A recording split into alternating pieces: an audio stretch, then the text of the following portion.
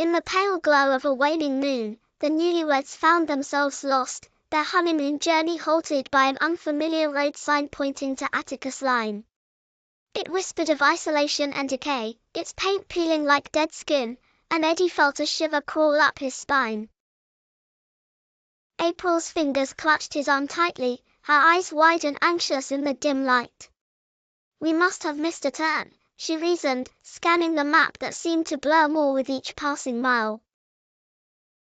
The road stretched endless, cutting through dense fog that wove through the trees like a spectral curtain. When Eddie spotted a figure shrouded in darkness, staggering by the roadside, his instinct was to press on, but a voice, whether his own or some otherworldly compulsion, urged him to stop. The woman, pale and ghostly, lay crumpled on the asphalt, her breathing shallow, the crimson trickling from her abdomen standing in shocking contrast to her wan complexion. Their efforts to aid her were futile. In the sterile lighting of the local hospital, she slipped away as silently as she had appeared. April's heart clenched each time she thought of those vacant eyes, the whispered plea for help that had been swallowed by the corridors of death. But it was the police who viewed them as harbingers of something dark. The moment they were named prime suspects in the murder of the woman, now identified as just one casualty among many, the weight of nightmare settled upon them like a suffocating shroud. Coldlake Falls proved unforgiving with each inquiry. The locals spoke in hushed tones, their eyes flickering with old fears when the topic of Atticus Line arose.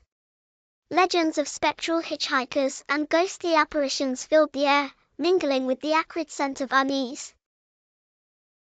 Desperation became their compass as April and Eddie delved into the heart of the town's history. They unearthed tales of past atrocities, whispered secrets buried in decrepit houses, and blood-soaked legends that seemed all too real. Each discovery tightened the animate grip of dread around them, binding them to the sinister fate of Coldlake Falls. In the darkened rooms of their temporary refuge, the couple pieced together photographs and newspaper clippings like fragmented memories refusing to align. The realization struck: the road, cursed and malevolent, was the artery of evil through which this town's life bled away.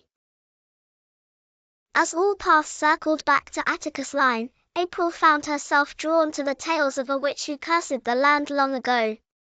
Driven by the spirits of those wronged, she was said to haunt the road, claiming vengeance on wanderers clueless and innocent.